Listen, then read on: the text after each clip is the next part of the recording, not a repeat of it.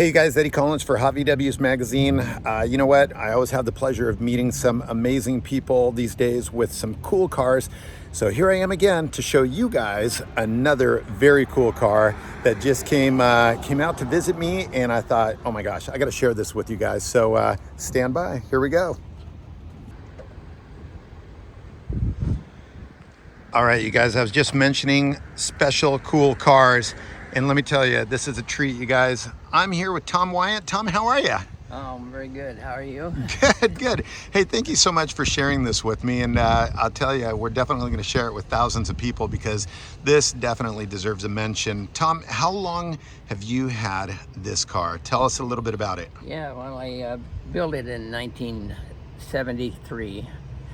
Belonged to a Dune Buggy club back in the day when it was really very popular to have a little off-road car like this, because you didn't have all the special vehicles today. So it was neat. It took me about 4 months. I built it in the garage and basically got the parts, got a pan and a body, and the rest of the vehicle was a smaller engine at the time, and the 1600, and I basically used that when I started up and just added on here and here.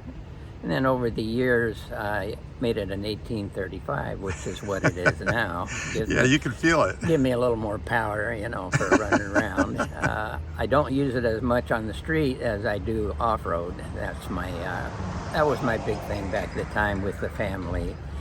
And we love to go out, especially when we were with a club. What club was that? It was California Dune Buggy Club. It started in Santa Ana. Oh, wow. Down on Main Street with a small shop, a little similar to yours. Uh-huh. And they did parts, plus they did build a whole buggy if you did want it. It was a small shop, but it was neat, and it was a group of nice people, all family types, because my sons were younger, and that's part of it. And we used the buggy up until, of course, they got older and they wanted to have a motorcycle or an ATC. You know, they wanted to be on their own. And it was a great time for that particular section of our lives. And then eventually I parked it, and it's been parked since 1990. Oh my gosh, you're kidding me. I had it 1990? Yeah, that's the last time I paid California tags, huh? For the license, and it just sat there in the shed, and I said, well, when I retire, I'm going to go ahead and get it rebuilt. And it was basically everything here is new except it's updated, that I put LED lights on it and changed some of the features and added a little extra to the roll bar, and then I wanted to glitz up the panel. So inside I took the panel and what they call jeweling, where you make the little swirls and make it look pretty. That was a big thing. And I loved doing that part of it. It took me about 2 years. Oh my gosh. Because, you know, in between different things happening, but it was torn down all the way to the pan. Made repairs to the body, and worked its way up to what it is today. That is awesome. Now, what is it registered as? What year? It's actually registered as a 1973.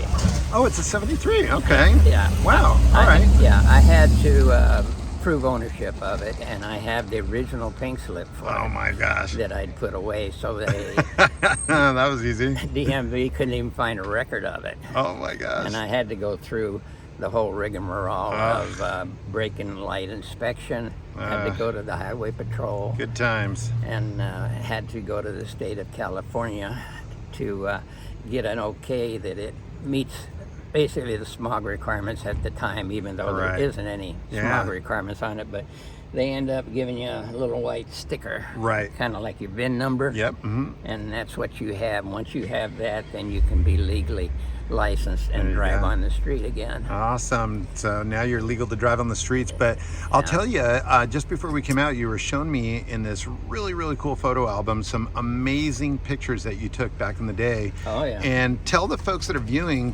just some of the places that you actually took this. You know, with your family, which is, I mean, remarkable when you think about the places that you went to. What, I mean, Give me a glimpse of some of the places that you went to. Tell everybody. Because, I mean, it's impressive seeing all these cool old pictures. Yeah, well, this was the club that we belonged to. That was their little signature as far as their logo. Uh-huh. And then we went to different places. Summertime, we would go up to the mountain areas where it was cooler. And then the wintertime, of course, we'd go to all the popular dunes. And that's awesome. We used to do it once a month type of a situation. Oh, very cool. Okay. And then back in the day, wow, look at that. we went to different areas, and then I love how it has the date on there. Look at that, November of 1970, Fish Creek. Look at that. Yeah. Now, what's really neat is that you've kind of, you know, I mean, basically, it's a nice little time capsule here where you've got your kids right, and how little they were, and obviously now they're they're adults. Yeah, they're off on their own doing what they want, and we are going to kind of go back and do a little nostalgia bit for ourselves, along with my one son. He likes to still also go out. Very cool. And we also were in the Palm Springs, 1970. yeah, we were been twice. We were in the Huntington Beach Parade. Oh, cool. We were invited to that. Lucerne Valley, 1971. Now, if I remember correctly, you even had Mexico in here, didn't you? Yeah. Wow. We took a trip down there actually a couple of times. We went down to Bahia de Los Angeles. And Borrega, look at that. That Wow. was a nice Sailing place too. Valley. Yeah. These pictures are so classic. That's so cool. That is neat. I'll tell you, you guys that are watching this right now, you know, this is what I like about photo albums. Today, I mean, we take so many pictures and everything. It's all digital, but until you actually print it and then actually go back in time and look at it, Yeah. I mean, it's so cool. Look at the jackets. Oh my gosh. Yeah, well, that was a progressive dinner in 1973. We went to 5 different houses. That's so cool. Yeah, I still have the original jacket, myself and my wife. Oh, that's great. So when we go running around. Look at that. Little Palm Spring. Yeah, some of the back roads. Yeah. Wow. Very cool. Yeah, this one is not a Meyer Manx, but it was called a... yeah, what is it called? It was called a 4 Manx. Let's see, 1, 2, 3. I'm trying to think of what it was now. I don't... Because I had a Manx 2, back in, gosh, I think it was 69. Yeah, this one was one of the good ones, Hunter Mountain in 1972. Wow. You could see the look at that. roads and all that ran through there. But this was called a Mark IV. Mark IV, yeah, okay. It has the rounded fenders. Okay. Rather than the squared. That you typically think of it in a Manx body. Okay. Are those styles? Look at that, I love it.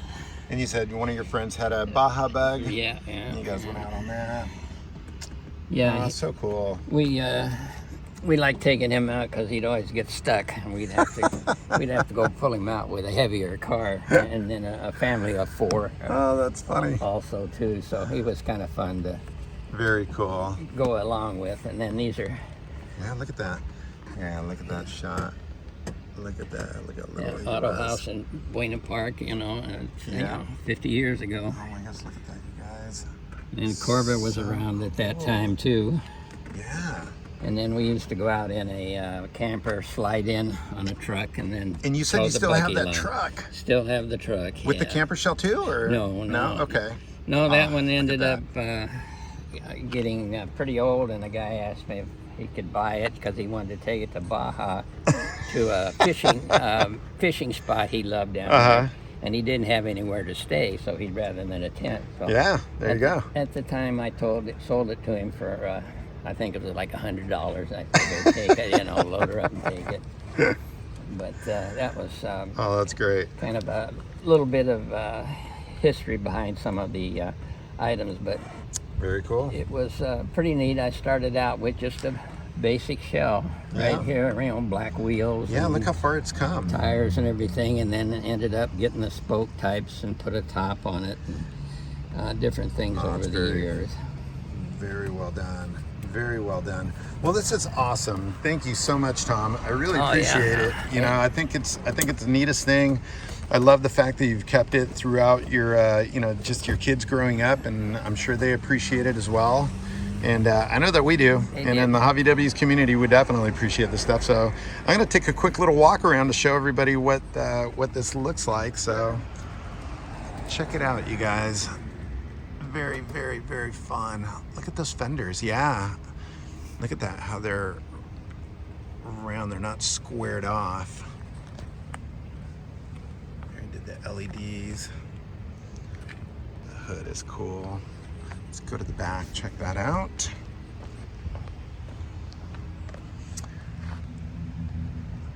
Nice. Very nice. How fun. Very, very fun. All right. Well, congratulations. I mean, this is definitely a beaut. Yeah. Awesome. It was well worth restoring and trying to put it back on the road. Yep. With all being legal to be able to drive on the Well, that's roads, great. and then taking it off road. And Awesome. Well, speaking of that, can I get a ride back? Oh, I think we could probably manage that. All right, sounds good. Let's do it.